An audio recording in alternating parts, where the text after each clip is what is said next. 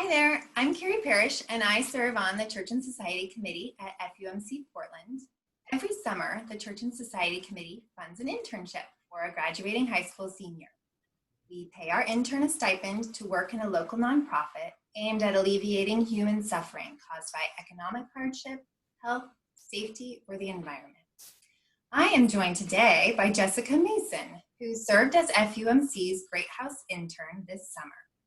Jessica is here today to briefly tell us more about her summer experiences, which give a special glimpse into what local nonprofits are up against during a global pandemic. Thanks for joining me today, Jessica. Thank you for having me.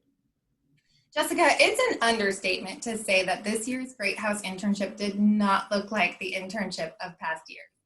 What were you hoping your internship would look like this summer? Where did you really want to serve?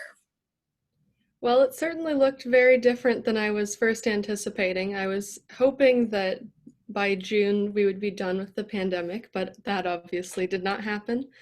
My original goal had been to work with one of the many youth orchestras in the area, such as Metropolitan Youth Symphony or Bravo Youth Orchestra.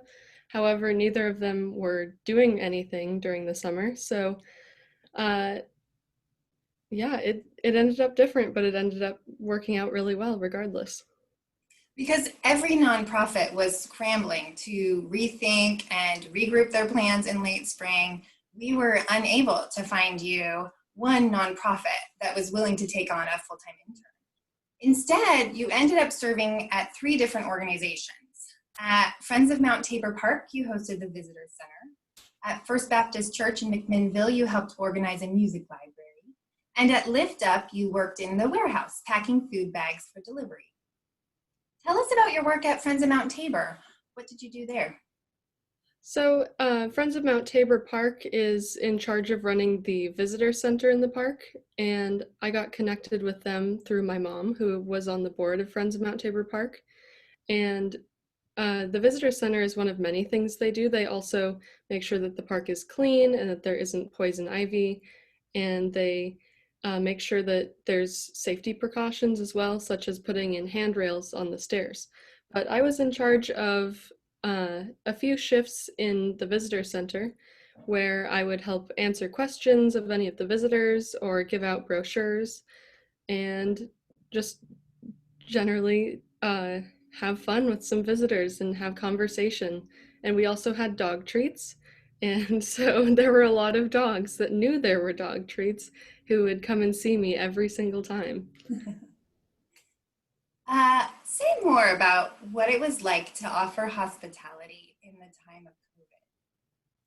It was definitely very different than the traditional visitor center. So they put a folding table up in front of the door so that visitors could no longer come inside of the visitor center and they had to stay outside. There was also a plexiglass shield screening me from catching any germs that way. And it was definitely very different because oftentimes in the visitor center, people stay and they chat for a while with whoever's working.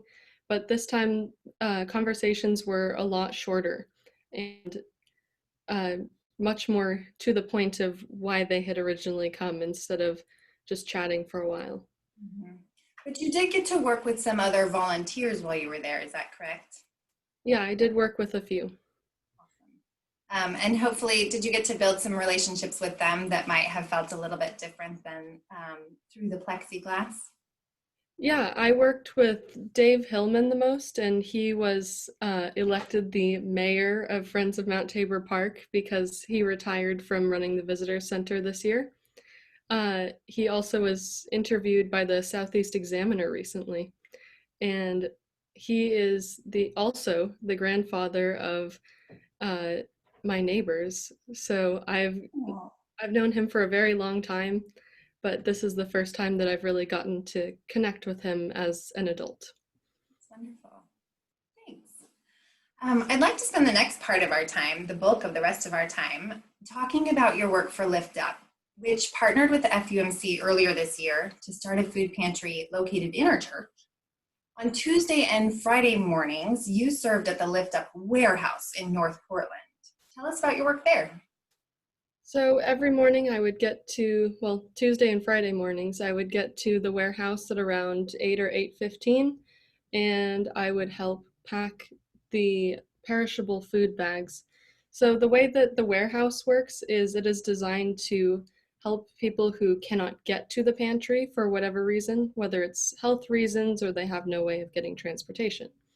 So usually they get a box that's around this big. I don't know, it's relatively large, that's full of non-perishable items such as canned goods and peanut butter and oatmeal and non-dairy milks and such things like that. And then I was in charge of packing the perishable food bags, which included a lot of fresh produce and dairy products and meat. And then we would prepare the orders, and I would help load the orders into the whatever vehicles they were being delivered in. You have some interesting observations about the change that happened at the Lift Up warehouse over this summer. Can you tell us all some more about how how the pandemic impacted the work of Lift Up just over the course of the summer you were there? So I was only at Lift Up for about a month, but things changed pretty drastically over the time that I was there. So when I first got there, the warehouse was basically full of food all the time. And then by the time that I finished, it was looking pretty empty because they have more people accessing the pantry, but they're also receiving less donations and they're getting less from their suppliers, such as the Oregon Food Bank and Amazon. So uh, they are thinking that it's probably going to just get harder as the pandemic goes on to be able to supply all of their people that they work for with food because more and more people are having to access it as more people are getting laid off and they're also getting less. So it's kind of just this vicious cycle of not having enough.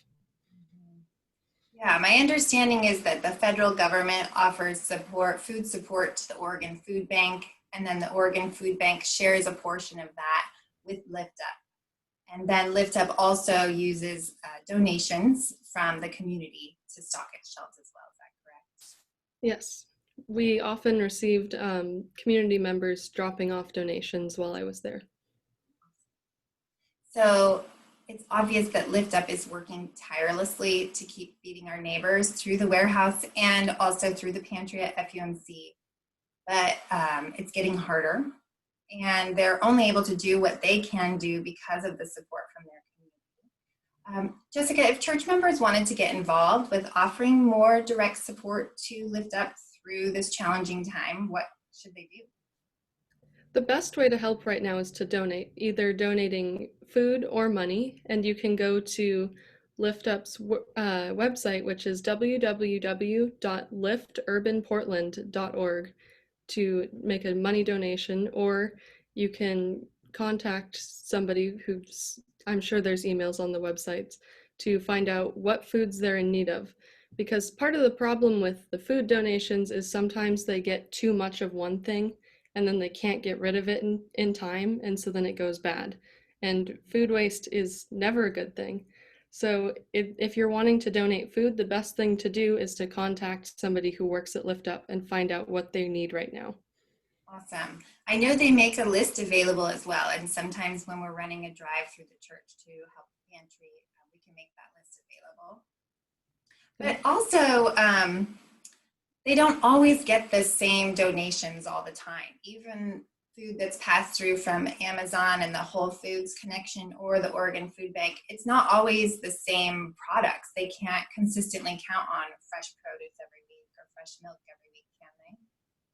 They really can't. It really depends on the week because I remember one of the weeks that I was there, they got an entire shipping pallet full of apples, and then the next week they got a ton of broccoli, for example. So it really depends on the week to what they're getting, and the Oregon Food Bank doesn't necessarily always tell them what they're getting in advance. They can request things, but that doesn't always mean that it's there and that it can be given. And Lift Up really wants to keep people supplied with fresh produce and fresh dairy, the stuff that's harder to come by when you're getting food from a typical pantry. I think that's something that makes Lift Up really special, is that they use the resources they have to try and get folks those kinds of foods as well. I agree. This summer, much like the entire pandemic experience, has required an enormous amount of flexibility and creativity. Years from now, what do you think will stick with you most from your summer as a Greathouse Intern? I think that what will stick with me the most is that sometimes things don't always work out the way that you want them to, but it still ended up being a really great experience for me, and it'll help me, and I've gained skills that I never would have gained if I had just worked at, say, one of the orchestras. So because I worked at 3 different locations, I got to experience 3 different types of jobs. And also, I never really knew just how impactful Lift Up was until I got to be there and see it all happen. That's awesome. I'm so glad you were still able to have a meaningful experience this summer. Me too. Kudos to you for not giving up and for staying the course. It was not easy to find placements, but you found a way to serve this summer, and that's awesome. Before we wrap up, tell us what's next for you. Where are you right now? So I'm actually in my dorm room right now at Pacific Lutheran University, and I'm studying music education with a minor in Hispanic studies.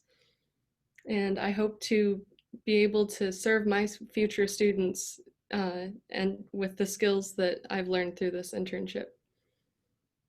Jessica, thank you so much for chatting with me today and for your service to our community this summer. Your work was extremely valuable, and it's been wonderful to hear about your experience. Thank you.